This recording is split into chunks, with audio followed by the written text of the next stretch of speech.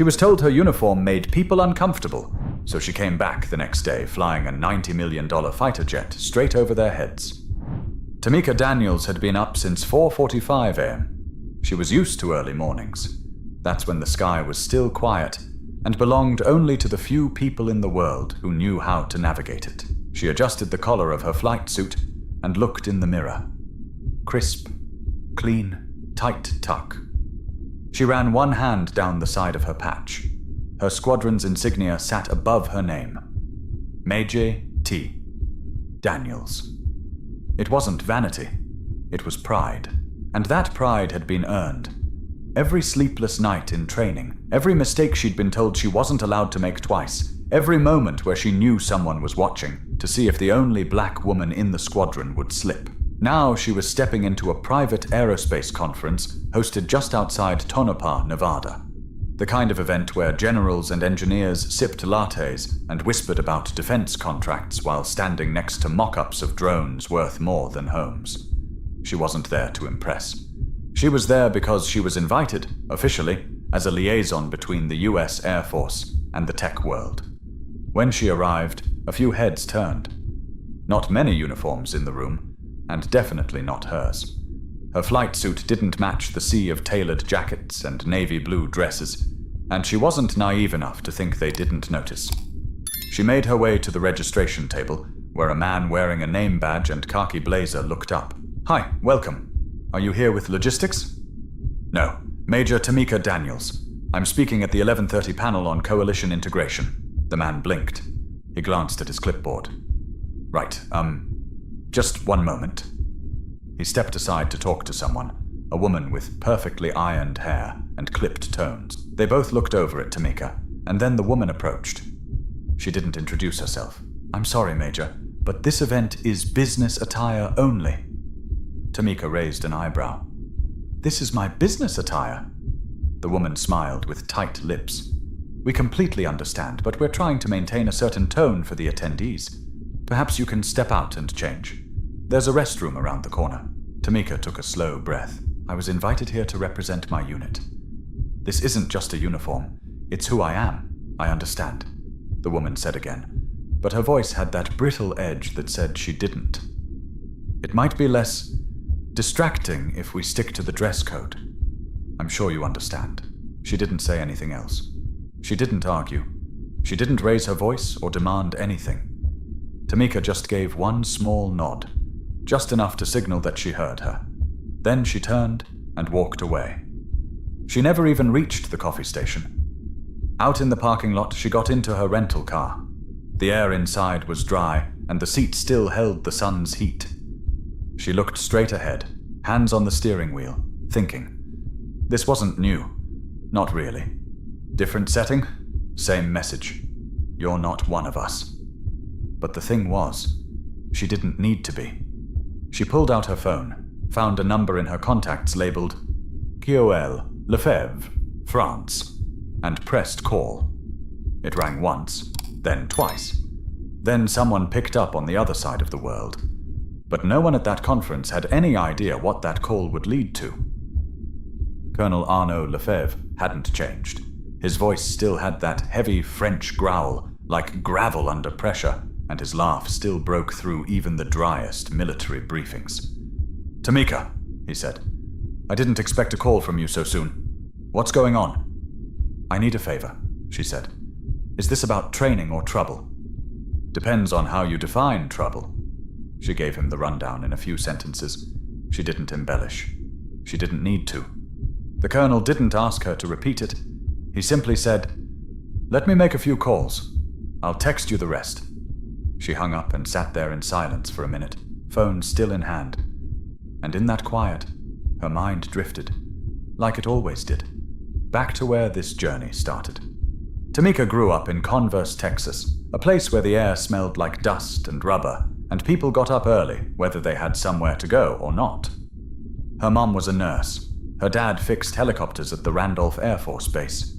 She used to sit on the porch after school and watch jets split the clouds. At 11, she told her parents she was going to be a pilot. Her dad just nodded, didn't blink, didn't laugh. "Then you'll need to be better than good." he said. Because you're going to walk into rooms where no one wants you there, and you'll still have to fly like you belong. She didn't forget that. By 17, she was the only girl in her school's Air Force JROTC program. She didn't miss a drill, and when her instructor, Sergeant Bishop, handed her the guidebook for the Air Force Academy in Colorado Springs, he didn't sugarcoat it. Long shot, he said, but not impossible. Getting in was hell. Staying in was worse. Some of the instructors called her Ms. Daniels, even when they called her white peers by their rank. She kept her room inspection perfect. She ran in the snow until her legs went numb. She flew through classroom simulations while some of her classmates openly questioned if she was there on diversity points. She graduated top 8% of her class. She didn't celebrate, just packed, boarded the shuttle to her next assignment, and showed up the next day like it was just another Tuesday. First combat mission was in Djibouti. She was 28, flying an F-16 as lead escort for a NATO recon drone. When her second wingman got hit by ground fire, she didn't wait for orders. She rerouted, picked up comms, and escorted the injured bird out of enemy airspace like a ghost with teeth. Her crew made it home. After that, people stopped asking if she was qualified. They just started watching her closer. And then came the invitation to train with the French Air and Space Force as part of a multi-nation fighter exchange. That's where she met Lefebvre, and that's when she first flew the Rafale. It wasn't just another fighter jet. It responded like it had nerves. Subtle, sharp, fast. Fewer pilots in the US got to fly it than there were senators in Congress. But she flew it. Logged dozens of hours. Mastered maneuvers even some of the French aces struggled with. She wasn't the kind of pilot they used for recruitment posters.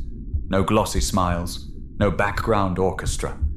She was the one they called when the mission couldn't fail. So when she sat there in her rental car in that Nevada parking lot, looking out at a corporate compound full of people who couldn't be bothered to ask her name before asking her to leave, she didn't feel small. She felt clear. These people hadn't rejected her. They'd exposed themselves. But while they dismissed a woman in a uniform, they hadn't met the one who wore it like armor. Inside the sleek steel and glass walls of the conference center, nothing seemed out of place.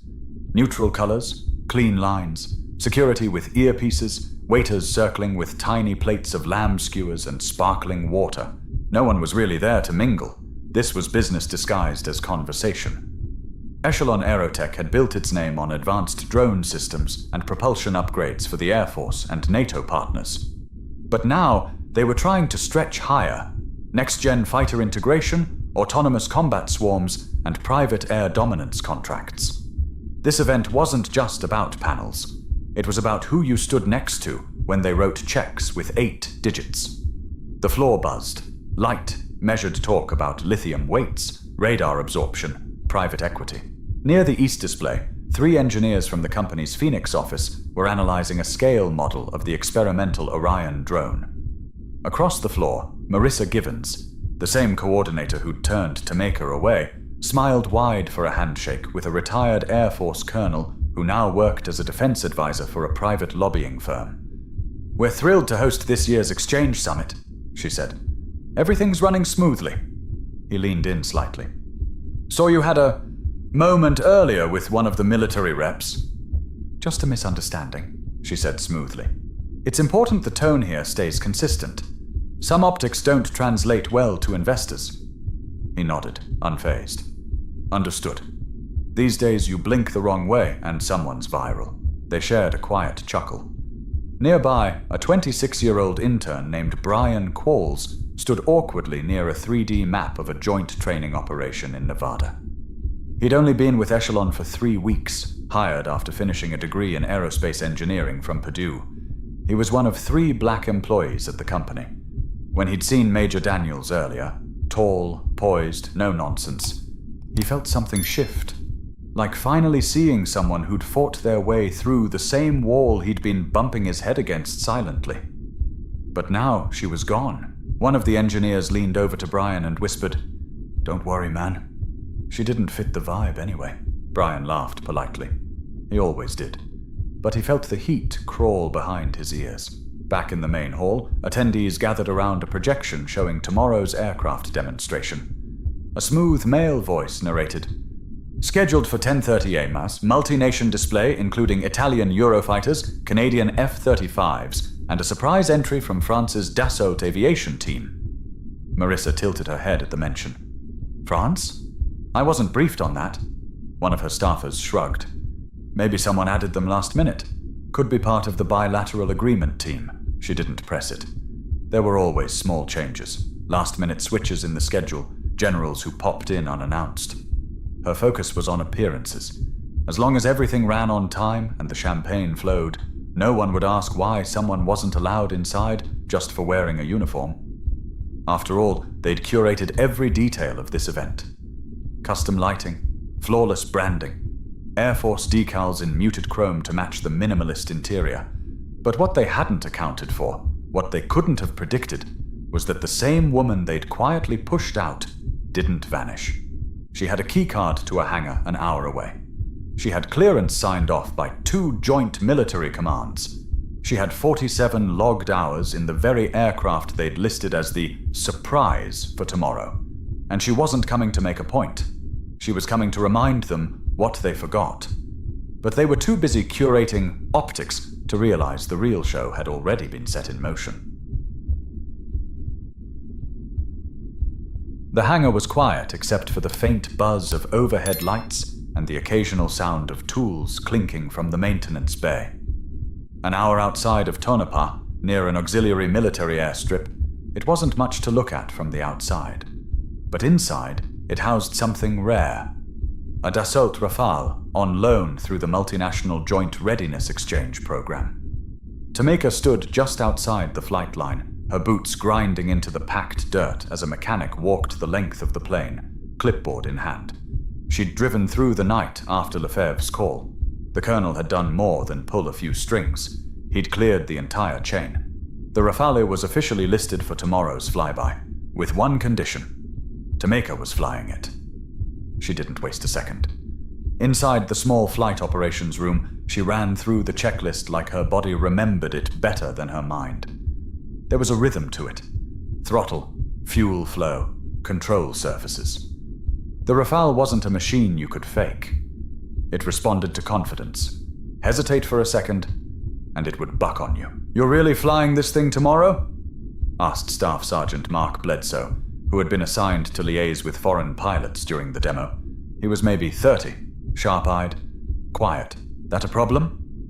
she asked without looking up from her checklist. "No, ma'am," he said quickly. "Just didn't expect the pilot to be... well, you." She looked at him now. He didn't flinch, but he looked like he wished he hadn't said it. "That's all right," she said. "They didn't expect it either."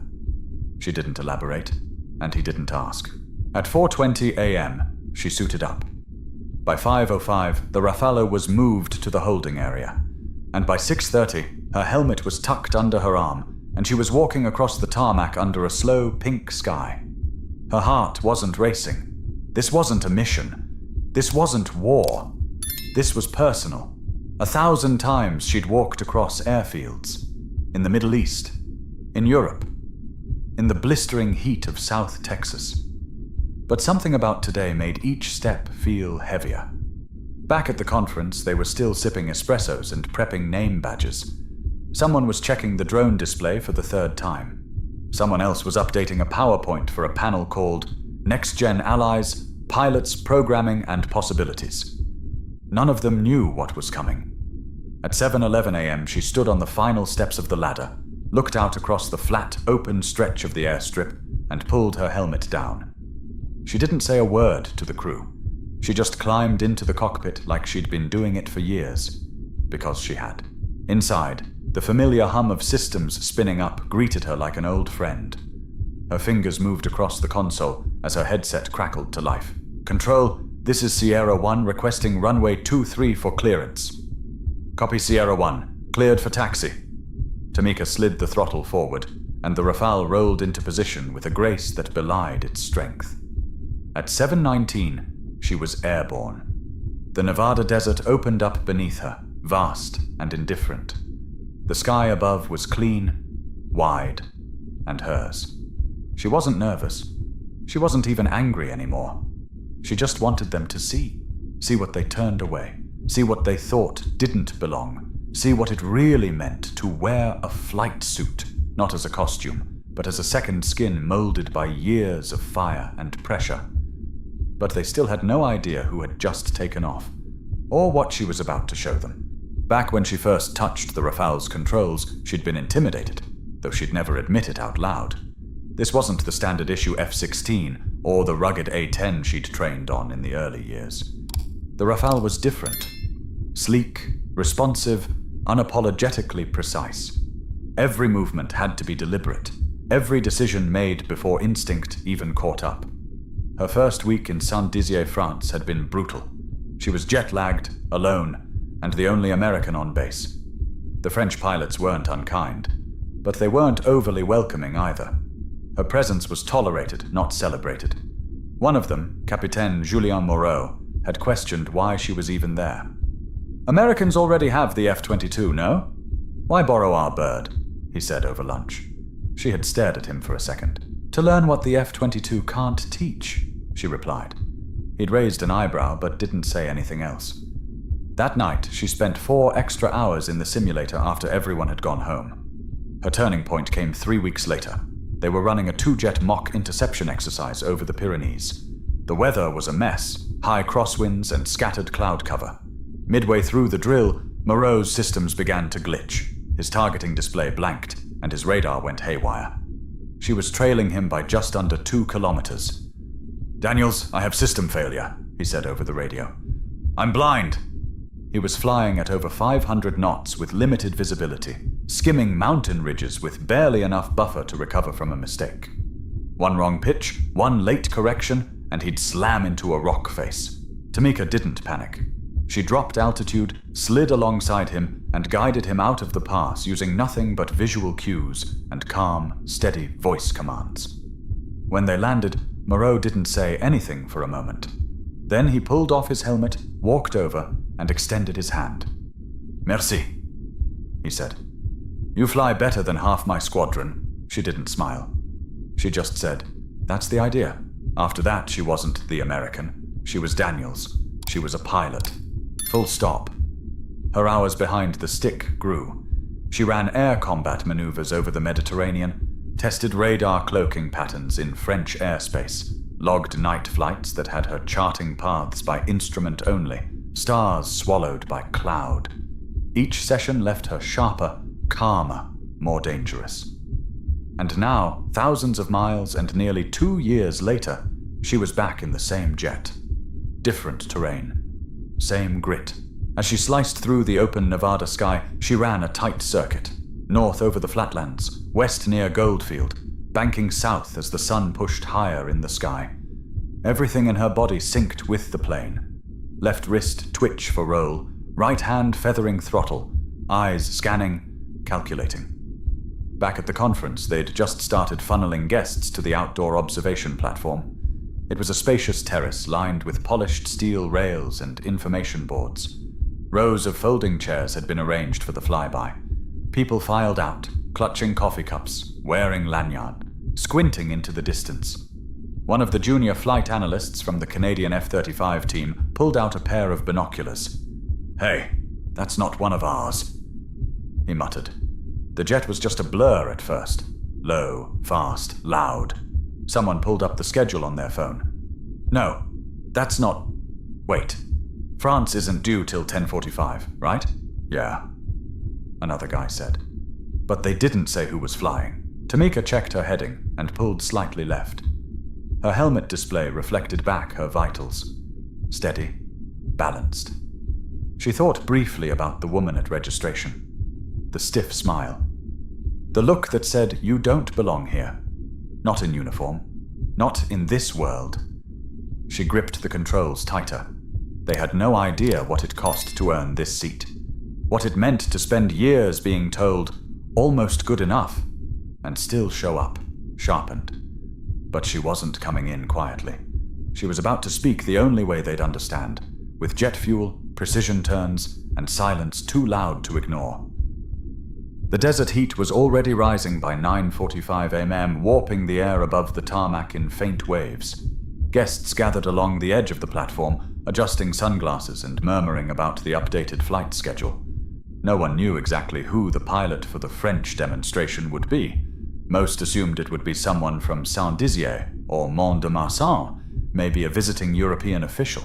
Marissa Givens stood with two senior executives from Echelon Aerotech, clipboard in hand, checking off names and slots. Everything was running 2 minutes ahead. She liked that. On schedule meant in control. The flight announcer, a retired Navy pilot named Al Kendrick, cleared his throat and stepped up to the podium.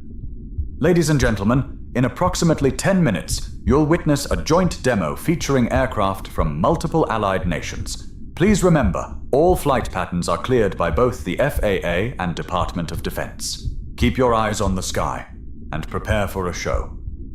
People clapped lightly. Brian Qualls stood near the back, holding his phone like he was checking email, but really just trying to avoid eye contact. He hadn't seen Tameka again since yesterday, and part of him kept wondering if maybe she'd left town. Maybe she'd let it slide, but something told him she wasn't built like that. Out past the hangars, beyond the hills, a distant echo began to crawl across the sky. At first it was just a low rumble. A few attendees squinted. "Is that us?" someone asked. Kendrick frowned and checked his headset. No signal yet from the tower. The Canadians were scheduled next, but this was coming in too fast, and too low. Suddenly a dot broke the horizon, moving faster than anything they'd seen that morning. No contrails, just heat shimmer and speed. The crowd fell into silence. The Rafale came into view like a blade. No banners, no announcement. Just clean, surgical entry into restricted airspace at just under Mach 1. Marissa stepped forward, alarm rising in her throat. "Who the hell is that?" A systems officer beside her muttered. "That's not Canadian. That's not on the list." Brian lowered his phone. "Oh my God," he whispered.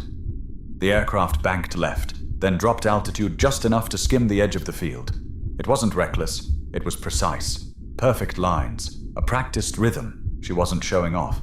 She was demonstrating what mastery looked like. Kendrick was frozen. The executive next to Marissa leaned in. "That's a Rafale. Who's flying it?" But before anyone could answer, the jet hit a perfect vertical climb, flipped in a half loop, and descended with controlled aggression right over the crowd. People gasped. A few applauded instinctively. Someone near the rail shouted, "Who is that?" The Rafale sliced across the sky again, this time flying inverted, tail angled slightly upward. Cameras snapped. Phones recorded. No one had planned for this. No one was sitting anymore. Then, just as smoothly as it had entered, the aircraft climbed high, reduced throttle, and disappeared briefly into the sun's glare. The announcer's headset finally crackled to life. A voice from the tower came through. "Control to platform, be advised. Rafale flyby is part of authorized NATO display. Pilot clearance confirmed." "Name of the pilot?" Kendrick asked. A pause. Then, "Major Tameka Daniels, U.S. Air Force, attached to NATO liaison." The crowd murmured. A few people turned. Marissa's expression dropped. She didn't speak. Down at the end of the viewing platform, Brian just smiled to himself. Because in that moment, there was no more confusion. No more side glances or polite dismissals.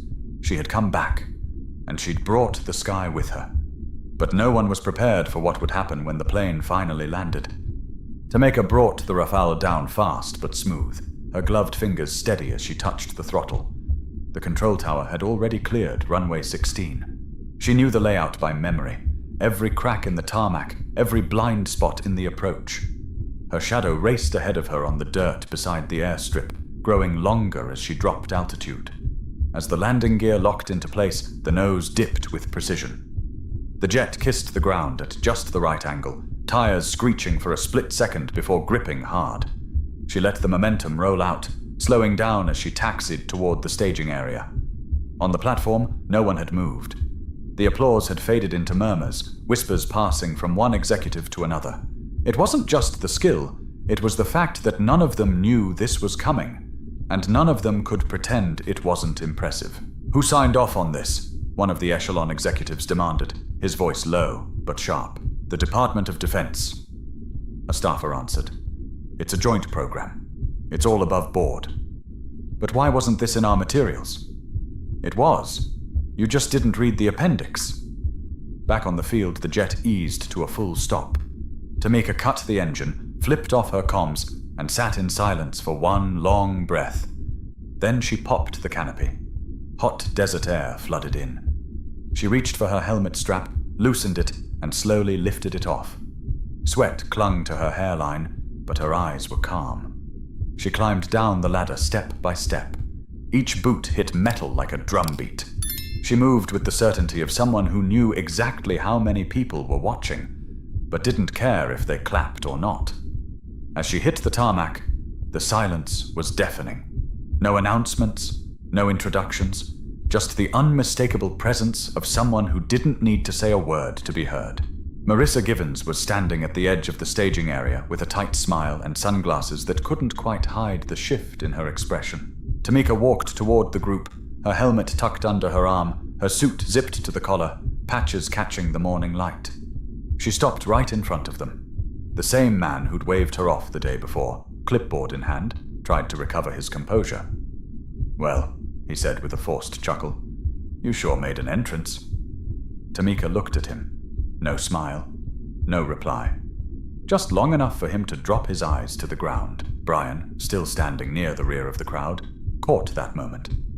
And for him, it was like watching something crack wide open. One of those small, private victories no one can ever fully explain to someone who didn't grow up needing them.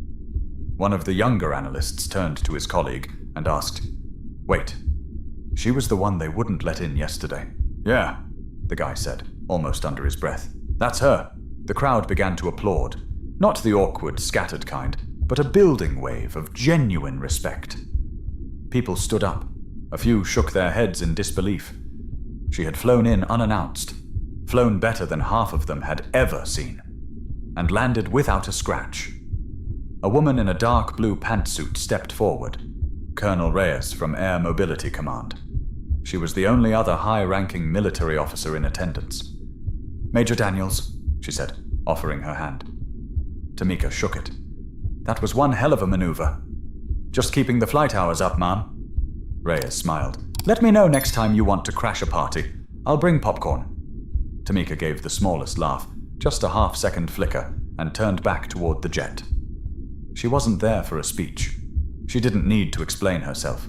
She'd already said everything that needed saying, from 30,000 feet in the air. But the real echo of her flight hadn't hit them yet, and it was about to start inside their own walls. The rest of the demonstrations that day went ahead, but something had shifted. Every pilot who followed knew they were stepping onto a stage that had already been burned into memory. The Canadians flew sharp. The Italians brought their twin-engine beauty with grace. But nothing matched the roar, the defiance, and the control they'd witnessed from the Rafale, from her. Inside the main conference hall, the atmosphere felt different, lighter in some corners, heavier in others. Executives who'd barely registered Tameka's name the day before now tossed it around in hallway conversations. "Daniels, right? She flew that Rafale like it was born in her hands. She American or French trained? She's Air Force, Joint NATO Training Program. I didn't know we had black women flying at that level." The last one didn't come from a place of malice. It was said plainly, honestly. That made it worse. Brian heard it and clenched his jaw, but didn't say anything. Not yet. He just kept walking, holding a tablet and pretending to look busy. Marissa Givens had slipped into one of the corner offices upstairs. The blinds were drawn halfway, the AC humming in the background. She scrolled through her tablet, checking the press coverage as it rolled in. Unexpected highlight of the conference. Rafale flown by U.S. Major steals the show. Unlisted pilot stuns crowd with precision flyover. She didn't open the articles. She didn't need to.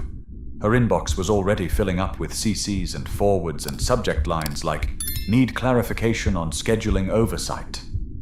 Outside the window, the airstrip still shimmered.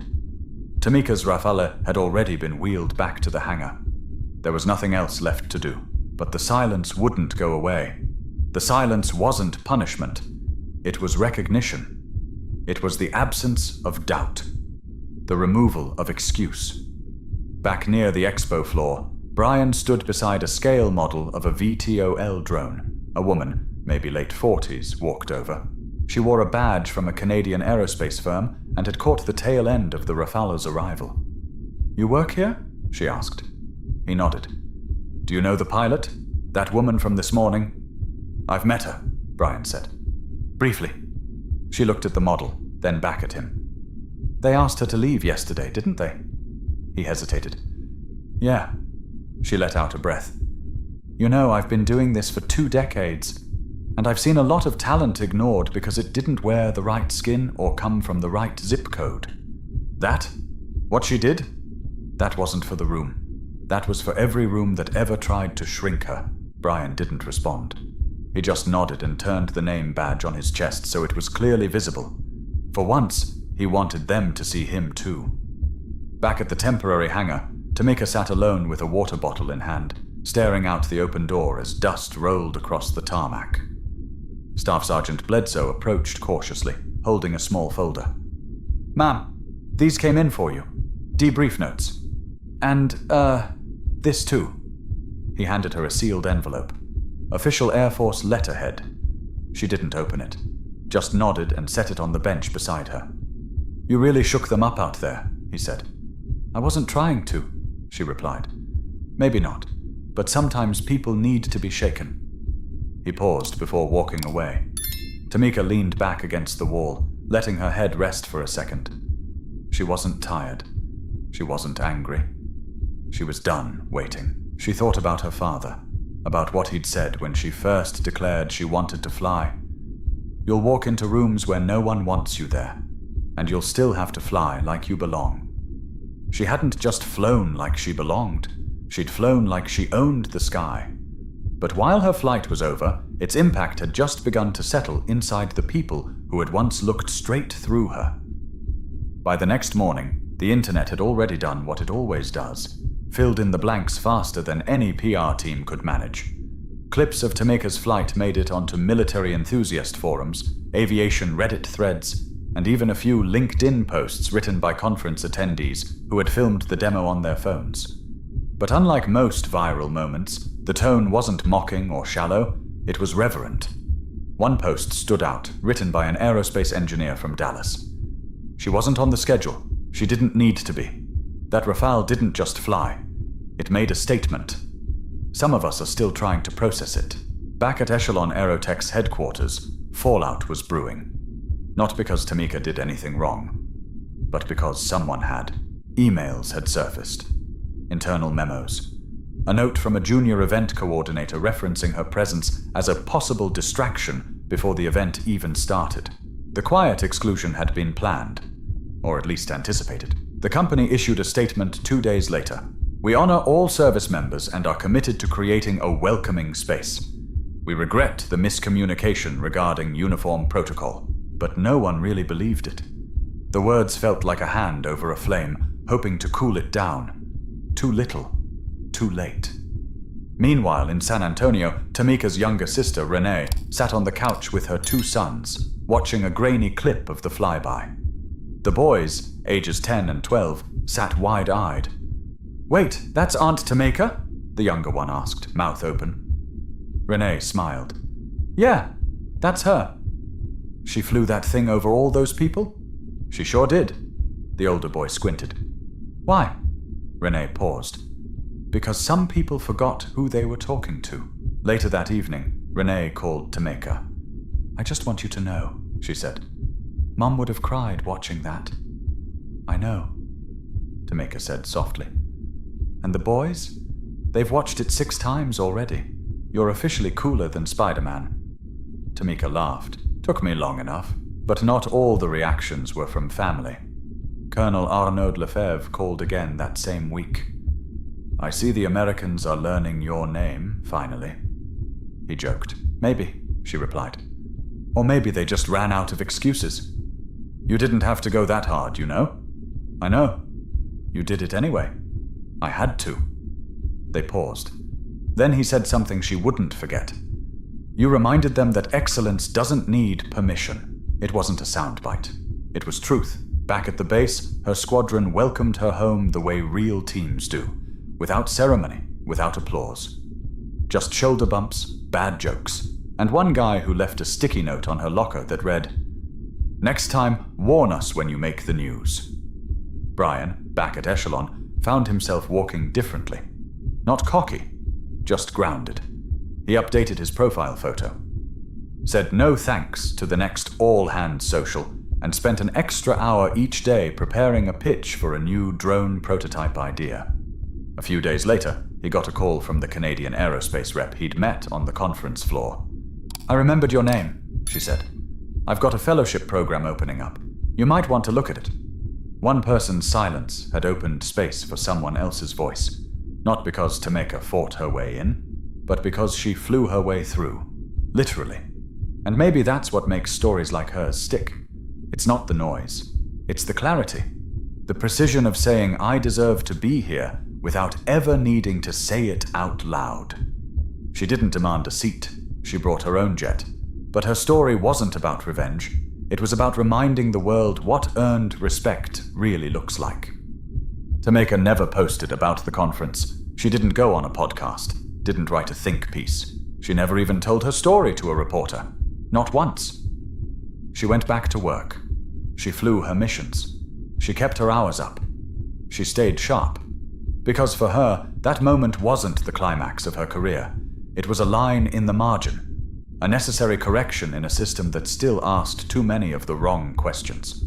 Was she qualified? Was she professional?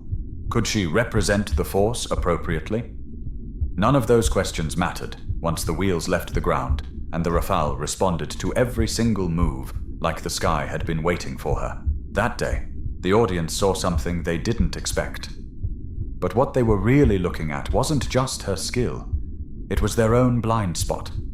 All those years of imagining a pilot as someone else. All the quiet assumptions about who deserves space in elite rooms. Tameka shattered that image at 800 miles per hour, without raising her voice, without demanding recognition. Her presence did all the work.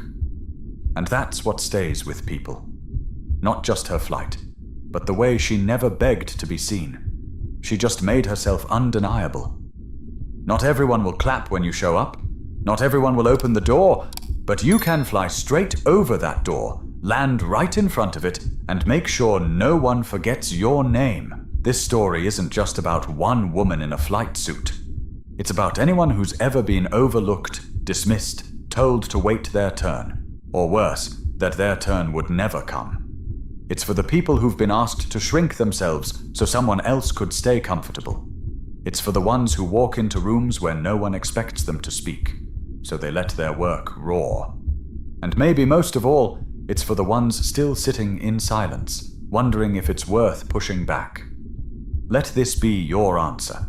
You don't have to fight the noise. You just have to show them what quiet strength looks like when it finally shows up. If this story moved you, if it made you feel something, or reminded you of someone who's had to carve out their place in a world that wasn't built for them, share it. Tell someone. Show your kids. Show your team. Let it echo. And don't forget to subscribe for more true feeling stories that speak louder than noise, because somewhere out there, another door is being closed, and someone else is already preparing to fly over it.